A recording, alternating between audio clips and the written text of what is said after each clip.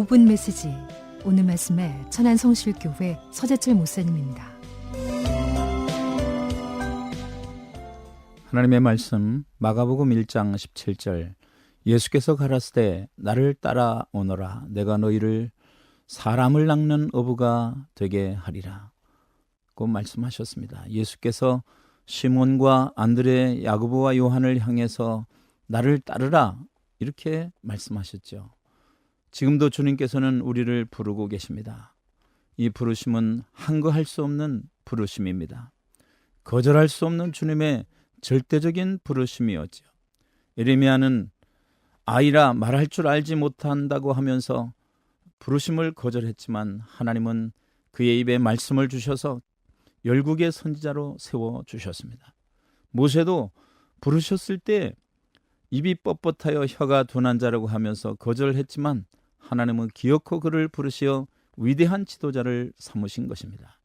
하나님의 부르심에는 목적을 가지고 부르셨습니다. 사람 낚는 어부가 되게 하리라고 하셨습니다. 곧 생명 살리는 제자가 되라는 것이죠. 복음 전도자가 되게 하신 일입니다. 예수님은 지혜 있고 능력 있고 사랑이 많으신 절대자가 되십니다. 예수님은 자기를 따르는 사람들을 기어코 능력 있는 지도자로 전도자로 만드셨습니다. 예수님을 따른다는 것은 예수님을 배우는 것이며 결국 주님의 제자가 되는 것입니다. 3년 동안 저들은 예수님을 통하여 전도자로서 품성을 또 지식을 기술 등을 배우게 하셨습니다. 예수님은 위대한 스승이 되셨습니다.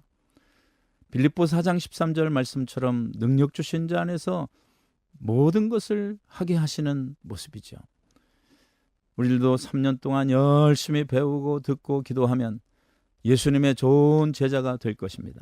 성경을 읽고 기도를 쉬지 않고 주의를 성수하면서 마침내 주님의 좋은 제자가 되기를 희망합니다. 성도들이 하나님 나라를 위해 쓰여지는 것은 얼마나 큰 하나님의 복일까요? 형제들은 조금도 주저하지 않고 주님의 부르심에 순종했습니다. 우리 모두도 주님의 부르심 가운데 성령의 감동을 따라 순종하는 은혜가 입혀지시기를 바랍니다.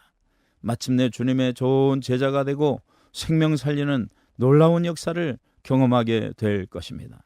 주님의 능력을 담게 됩니다. 주님의 이름으로 기도하면 응답을 받습니다. 나를 믿는 자는 나의 하는 일을 저도 할 것이요 나보다 더 큰 일도 하리니 이는 내가 아버지께로 감이라고 요한복음 14장 12절에 말씀하셨습니다.